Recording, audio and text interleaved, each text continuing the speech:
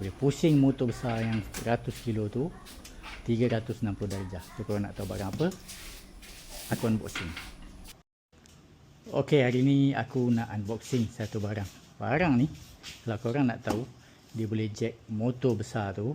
Lepas tu dia boleh alihkan ataupun nak parking motor ni dekat sudut-sudut yang sempit-sempit. Barang ni boleh. Okay, ni adalah packaging dia. Kalau nak dikirakan harga dia, mungkin orang akan kata harga dia mahal. Tapi pada aku, harga dia mahal. Dia mampu untuk bantu aku. Boleh aku gunakan barang ni, memudahkan aku. Oops, alamak, terbalik rupanya. So inilah dia, barang dia. Korang tengok dia datang dalam part macam ni. So korang dah boleh tahu dah apa benda ni kan. So kita akan assemble, kita akan pasang, nanti kita akan test. Okay, ni ada part skru dia, ni ada manual dia. So ini adalah barang dia.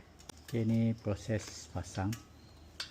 So besi dia pun kualiti memang baik lah.